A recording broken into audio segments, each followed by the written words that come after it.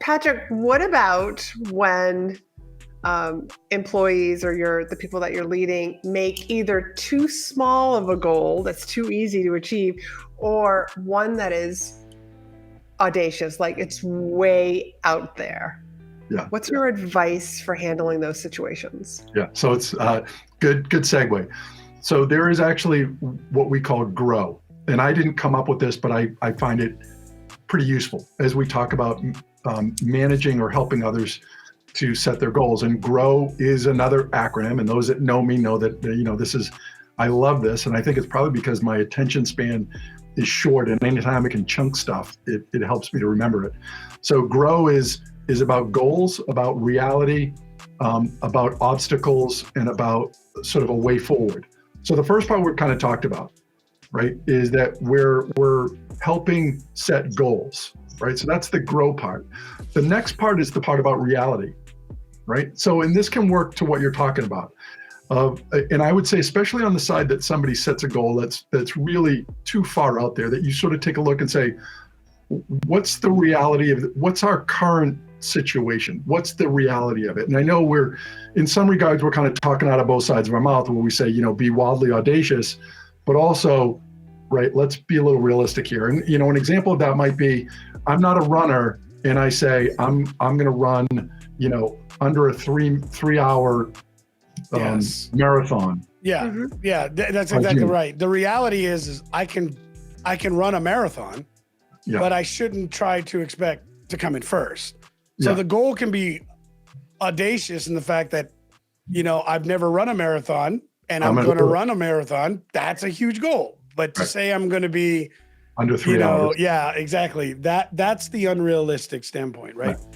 So, and to me, that's the part of as a manager that you're able to have that conversation of really saying, right, let's look at this from a reality standpoint. What do we think is realistic here? Right?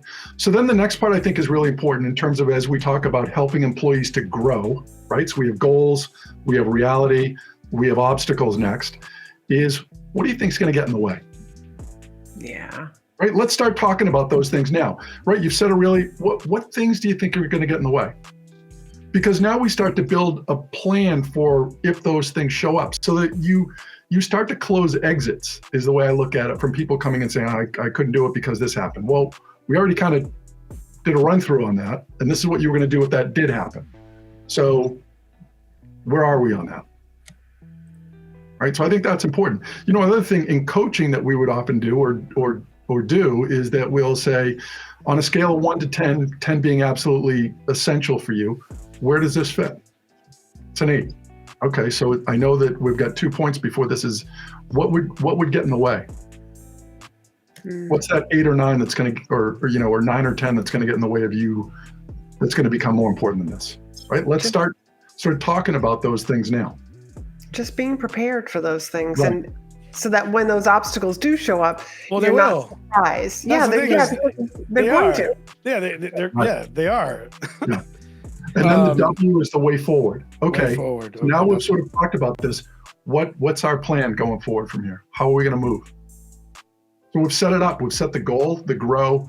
We've talked about the realities. Are we in Stretchville or are we in La La Land, right? So we kind of know what are the obstacles. Let's talk about, realistically, we've kind of been down this road before. What do we think is going to get in the way? And then lastly, okay, now that we've sort of worked through all those things, how are we going forward from here? Now here's my follow-up question is, do you think people actually need a mixture of both of these?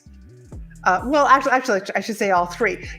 Some goals that are super easy to achieve, some goals that are, these are very realistic, and even the far-fetched ones. Because I look at all these goals as like, who am I going to become in the process of achieving all of these goals?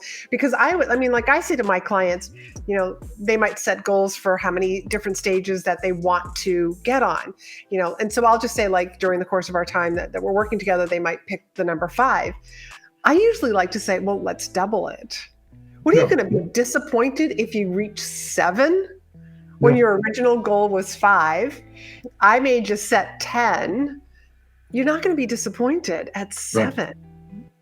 Yeah, no, I totally agree with that. And again, what I would sort of speak along those lines is that even with those really far out ones, that we probably have to set wins along the way, things that landmarks that we're going to be able to hit that keep us motivated. Like we can sort of, okay, we did that, we accomplished some of these things, even part of that wildly important goal or audacious or stretch or whatever. Patrick, I was about to get into that. I think that's what it comes down to in the scoreboard and the accountability. When you look at your 4 disciplines of being able to execute something, the wins come in your score.